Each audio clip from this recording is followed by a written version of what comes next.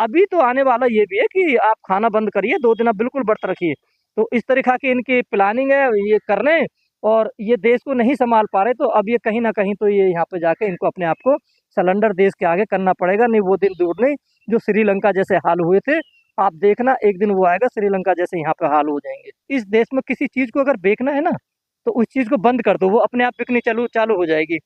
पहले आपने देखा होगा कि जब अटल बिहारी वाजपेयी जी की सरकार थी, तो उन्होंने एक बार नमक पे आया था कि जी नमक डुप्लीकेट आ रहा है, तो नमक बंद कर दो। फिर उसके बाद आया डालडा घी पे कि जी ये घी बंद कर दो। तो वो घी बेचने की जब जिस चीज़ को बेचने की बात आती है, तो वो कहते हैं बंद कर दो, बंद होगा तो बिकेगा।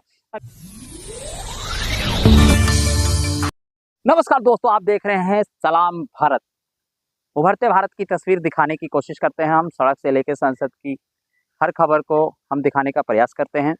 और अभी आपने देखा कि प्रधानमंत्री मोदी जी की घोषणा होती है कि सोना ना खरीदें, और ये सुनते ही लोगों की नींद हराम हो जाती है। और विदेश नीति की अगर बात की जाए तो रूस और ईरान के साथ संबंध खराब करके एपिस्टाइन फाइल पर जिस तरह से सरकार घिरी हुई है, मतलब हमारे माननीय प्रधानमंत्री मोदी जी घिरे हुए हैं, उसकी भरपाई जो है आम जनता को करनी पड़ रही है। हम इसी बात पर जुड़ने के लिए अशोक जी के पास आ गए हैं।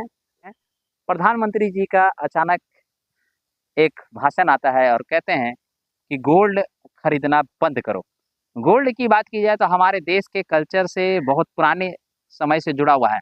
मुद्रास्फीति में भी उसका बहुत अहम योगदान होता है। ऐसा माना जाता है कि आरबीआई जितना गोल्ड होता है उसी हिसाब से वह मुद्रा प्रसारित करती है। आप इसको किस नज़रिए से देखते हैं? देखिए, मैं प्रधानमंत्री जी की सोच क्या है ये वो उनके ऊपर डिपेंड करता है। वो क्या सोचते हैं, उनकी स्पीच कौन तैयार करता है ये वो जाने। मगर मैं ये कह रहा हूँ कि इस देश में किसी चीज़ को अगर बेचना है ना, तो उस चीज़ को बंद कर दो, वो अपने आप बिकनी चालू हो जाएगी। पहले आपने देखा होगा कि जब अटल बिहारी वाजपेयी जी की सरकार थी, तो उन्होंने एक बार नमक पे आया था कि जी नमक डुप्लीकेट आ रहा है, तो नमक बंद कर दो। फिर उसके बाद आया डालडा घी पे कि जी ये घी बंद कर दो। तो वो घी बेचने की जब जिस चीज़ को बेचने की बात आती है, तो वो कहते हैं बंद कर दो, बंद होगा तो बिकेगा। अभी लोगों के पास जितना भी पैसा है, वो सोने पे ही लगाना चाह रहे हैं और वो सोना खरीद रहे हैं। तो ये चाहते हैं कि इस तरीक़ा से पैसा बाहर निकल के आए। एक पुरानी कहावत थी कि किसी ने सम्राट अशोक ने जो सब पे राज किया, तो उन्होंने कहा था कि पैसा कहाँ से आए? तो उन्होंने 5 कन्याएँ खड़ी करी।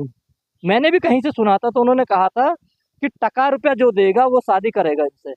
तो एक लड़का ने किसी लड़की को देख कर इतना वो हो गया, उस पे कहा, अपनी माँ के पास पहुँचा, उसने कहा कि अम्मा, मुझे मुसलमान का ज़माना था, मुझे पैसा चाहिए, टका रुपया। कह रहे टका रुपया कहाँ से लाए? तो उसने कहा था जब तेरे अब्बू को दफनाया गया था ना, तो वहाँ पे पैसे डाले थे। तो वो पैसा खोद के निकाल के वो टका रुपया उस लड़की को लेने के लिए चला गया था। तो इसी तरीक़ा से मोदी जी जो हमारे देश में लोगों ने पैसा रखा हुआ है ना, बुरे वक़्त के लिए, वो इसी वक़्त के लिए निकलवाना चाह रहे हैं कि इस तरीक़ा से लोग खरीदेंगे और हमारी मार्केट चढ़ जाएगी। अभी आपने देखा होगा उन्होंने कहा तेल बंद कर दो, गाड़ियों में मत चलो। भाई गाड़ियों में ना चलें तो कैसे चलें? गाड़ी मत खरीदो, गाड़ियों में मत चलो, पैदल चलो। मैं समझता हूँ पैदल चलना चाहिए, 10 किलोमीटर डेली चलना चाहिए, चलना भी चाहिए और अच्छी बात है, चलोगे सेहत के लिए फ़ायदेमंद है। मगर आप तो अपनी नीतियों को बदलो। आप बाहर जा रहे हो विदेशों में। लेकिन यहाँ तो नौटंकी चल रही है। एक नेता आता है, वो दिखा रहा है कि हम पैदल चल रहे हैं, साइकिल से चल रहे हैं। वो तो एक दिखावा, एक मीडिया भाई कवरेज मिल रही है बस उनको। देखिए, मैंने 15 किलो जबकि 5 मिनट साइकिल चला ली। हाँ। तो मैं 5 मिनट साइकिल चलाने से कोई मेरे रोज की वो उसमें नहीं आई। यूँ तो प्रधानमंत्री जी ने हमारी वाल्मीकि बस्ती में पचकुइयाँ में जाके झाड़ू लगाई थी। वो एक ही दिन तो लगाई थी, क्या वो जा रहे हैं वहाँ पे झाड़ू लगाने? मैं प्रधानमंत्री जी से गुजारिश करूंगा कि अब वहाँ पे जाके झाड़ू तो लगाएं एक दिन, पब्लिक के बीच में। आप तो वीडियो बनवाने के लिए पब्लिक के बीच में जाके झाड़ू लगाने लग गए कि जी मैं तो सफाई कर रहा हूँ, मैं तो ये कर रहा हूँ। तो आप इस तरीक़ा के जो ये भाषण दे रहे हैं या ये बंद कर रहे हैं, तो मैं समझता हूँ कहीं न कहीं ये गलत कर रहे हैं। और आपको चैनल के माध्यम से मैं एक बात और बताने जा रहा हूँ। कुछ दिन जाने वाले मोदी जी कहेंगे भारत में हर आदमी को 2 दिन पूरे भारत को व्रत रखना चाहिए, ताकि शरीर अच्छा बना रहे, मजबूत बना रहे और हमारी आर्थिक व्यवस्था बनी रहेगी। तो अभी तो आने वाला ये भी है कि आप खाना बंद करिए, 2 दिन आप बिल्कुल व्रत रखिए। तो इस तरीक़ा की इनकी प्लानिंग है ये कर रहे हैं और ये देश को नहीं सँभाल पा रहे, तो अब ये कहीं न कहीं तो ये यहाँ पे जाके इनको अपने आप को सरेंडर देश के आगे करना पड़ेगा। नहीं वो दिन दूर नहीं, जो श्रीलंका जैसे हाल हुए थे, आप देखना एक दिन वो आएगा श्रीलंका जैसे यहाँ पे हाल हो जाएँगे।